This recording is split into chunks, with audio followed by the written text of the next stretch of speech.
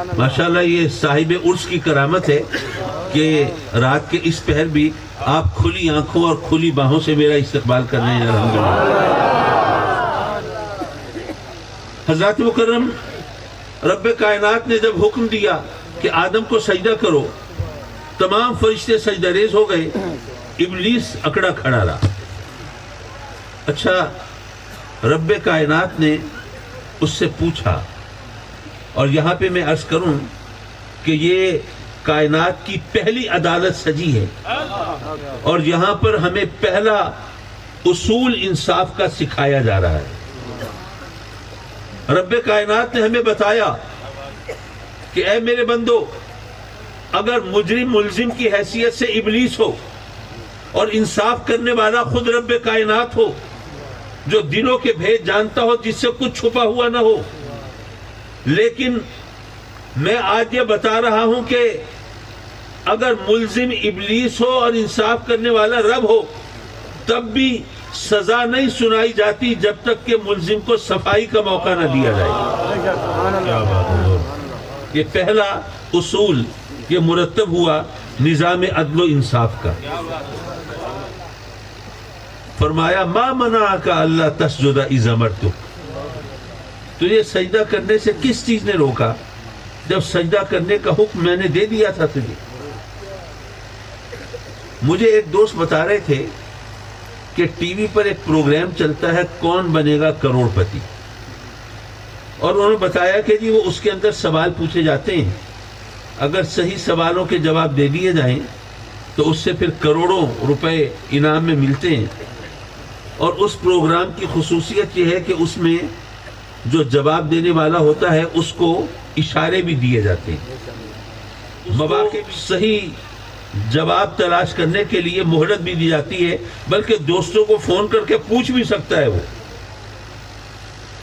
حضرات مکرم، وہ جو رحمان و رحیم ہے اور اس کی رحمت اس کے قہر و جبر پہ حاوی ہے، اس نے ابلیس پر بھی اپنی رحمت کا اظہار فرمایا۔ ممکن ہے جملہ آپ کو چبھ رہا ہو کہ ابلیس پر رحمت کا اظہار، یہ کیا بات بنی؟ ذرا سمجھنے کی کوشش کیجئے۔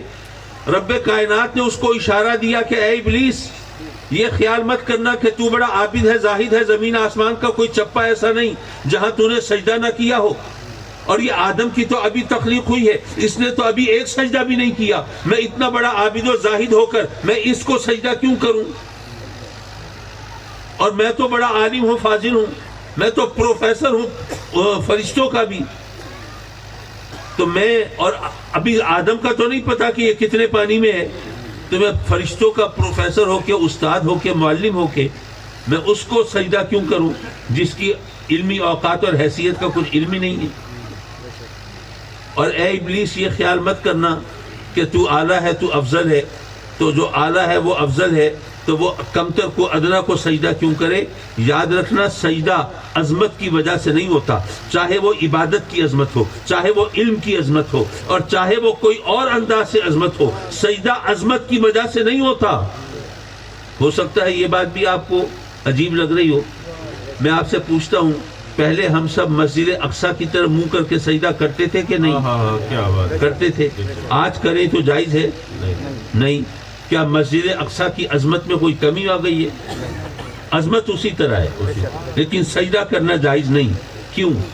اس لیے کہ پہلے اللہ کا حکم تھا کہ اس کی طرف منہ کر کے سجدہ کرو، آج حکم ہے کہ نہیں، بیت عتیق کی طرف، کعبے کی طرف منہ کر کے سجدہ کرو۔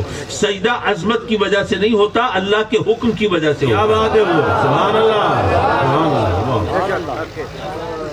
قرآن کے اندر آتا ہے کہ سیدنا یعقوب علیہ السلام سجدہ کرتے ہیں اپنے بیٹے، اپنے فرزند حضرت یوسف علیہ السلام کو۔ اب یہ قرآن کہہ رہا ہے، اب یہ علماء سے پوچھئے مرتبہ کس کا زیادہ ہے؟ حضرت یعقوب۔ آپ کو معلوم ہونا چاہیے کہ ان کا لقب اسرائیل ہے۔ یہاں پر میں ایک بات اور بھی کرتا چلوں، ہم لوگوں آج کل جو فلسطین میں ہو رہا ہے، جو موت بانٹی جا رہی ہے، جو بارود برسایا جا رہا ہے، جہاں خون کی ہولی کھیلی جا رہی ہے، اور ساری دنیا اس پر احتجاج بنی ہوئی ہے۔ حضرات مکرم، اب وہ اس ملک کا نام اسرائیل ہے، تو ہمارے مسلمان علماء تو یہاں تک احتیاط کرتے ہیں، وہ کہتے ہیں کہ اسرائیل کا نام لے کے اس طرح گالیاں مت دینا، کیونکہ اسرائیل تو حضرت یعقوب کا لقب ہے. اس کے ساتھ چلو ملک اسرائیل کا لفظ بول دو یا کوئی اور اس طرح اس کی پہچان بنا دو تاکہ پتہ چلے کہ حضرت یعقوب کی شان میں گستاخی نہیں کر رہے. سبحان اللہ، کیا بات. ہم تو اس حد تک احتیاط کرنے والے لوگ ہیں. تو حضرات مکرم میں یہ عرض کر رہا تھا کہ اگر سجدہ عظمت کی وجہ سے ہوتا تو عظمت تو حضرت یعقوب کی زیادہ ہے، تو حضرت یوسف اپنے باپ حضرت یعقوب کو سجدہ کرتے. لیکن قرآن بتا رہا ہے کہ نہیں، حضرت یعقوب سجدہ کر رہے ہیں حضرت یوسف علیہ السلام کو، اپنے بیٹے کو. اچھا یہ بتائیے اللہ کی عظمت میں کبھی کمی ہو سکتی ہے؟ ہو ہی نہیں سکتی. لیکن صبح طلوع آفتاب کے وقت، شام کو غروب آفتاب کے وقت، دوپہر کو زوال کے وقت اگر کوئی نماز پڑھنے کھڑا ہو سجدہ کرنے لگے تو جو مسئلے سے واقف ہیں وہ روکیں گے کہ نہیں؟ روکیں گے. وہ کہے کہ بھائی مجھے کیوں روکتے ہو، میں غیر اللہ کو سجدہ نہیں کر رہا، میں غیر خدا کی عبادت نہیں کر رہا، میں اللہ کو سجدہ کر رہا ہوں، پھر کیوں روکتے ہو؟ تو اس کو کہا جائے گا بے شک سجدہ تو اللہ کو کر رہے ہو، لیکن یہ بھی اللہ کا حکم ہے کہ اس وقت مجھے بھی سجدہ نہ کرو. کیا بات ہے، سبحان اللہ. اللہ کی عظمت تو اس وقت بھی ہے، سجدہ جائز نہیں. سجدہ عظمت کی وجہ سے نہیں ہوتا، وہ اللہ کے حکم کی وجہ سے ہوتا ہے. تو اللہ نے جو اس سے سوال کیا اس میں اشارہ دے دیا، ما منعک اللہ تسجد اذ امرتک، جب میرا حکم ہو گیا تو پھر تجھے سجدہ کرنے سے کس چیز نے روکا؟ اللہ نے اشارہ دے دیا. لیکن چونکہ اس نے مردود ہونا تھا، ملعون ہونا تھا، راندہ درگاہ ہونا تھا، اس لیے وہ اپنی اسی بات پہ اڑا رہا. انا خیر منہ، میں آدم سے بہتر، خلقتنی من نار وخلقتہ من طین، مجھے آگ سے بنایا اسے خاک سے بنایا، میں اعلیٰ ہو کر ادنا کو سجدہ کیوں کروں؟ اگر اللہ چاہتا تو کچھ سوال جواب اب بھی ہو سکتے تھے. اللہ فرما سکتا تھا کہ میں اگر چاہوں تو ادنا سے اعلیٰ بنا سکتا ہوں. آپ میں اکثر لوگوں کا پیشہ جو ہے وہ کاشتکاری ہو گئی. آپ زمین سے فصلیں اگاتے ہیں نا، اجناس اسمار ہوں، پھل فروٹ ہوں، یہ سبزیاں ترکاریاں ہوں، ڈرائی فروٹ ہوں، یہ چلغوزے، یہ بھی تو اسی مٹی سے اگتے ہیں نا، کتنے قیمتی ہوتے ہیں.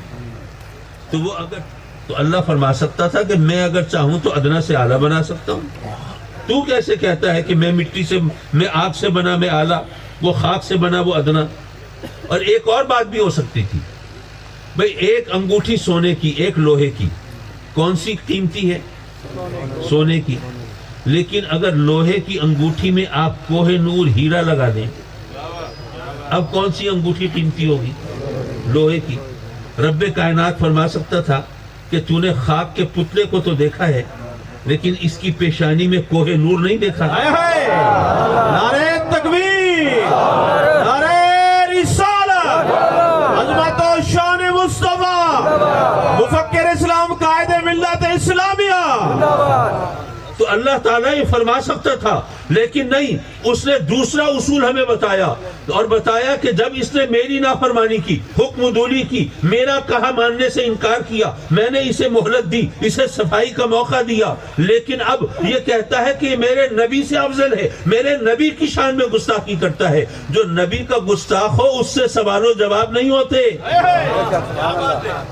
اس سے نہیں پوچھا جاتا کہ تجھے کیا غلط فہمی ہوئی ہے. نہیں، اس کے لیے پھر سنت الہی یہ ہے کہ یہی کہا جاتا ہے تو مردود ہے، ملعون ہے، جنت سے نکل جا. جب جنت سے نکلنے کا حکم دیا، مردود و ملعون قرار دیا، تو اب ابلیس نے کہا کہ مولا اگر مجھے مہلت ملے نا تو میں بھی تیرے بندوں کو گمراہ کروں گا. اللہ نے فرمایا اچھا کتنی مہلت چاہیے؟ بولا قیامت تک کی. فرمایا قیامت تک کی مہلت دیتا ہوں، اپنا زور لگا لے. اور تیرا کیا زور ہے؟ چل میں تجھے اتنی طاقت دیتا ہوں کہ تو اگر چاہے تو دلوں میں وسوسے پیدا کر سکے. اور شیطان انسان کی رگوں میں خون کی طرح گردش کرتا ہے. ان الشیطان للانسان عدو مبین، ان الشیطان یجری من الانسان مجرى الدم. جس طرح خون دوڑتا ہے انسان کی رگوں میں، اسی طرح شیطان انسان کی رگوں میں خون کی طرح گردش کرتا ہے. ان شیطان یجری من الانسان مجرى الدم.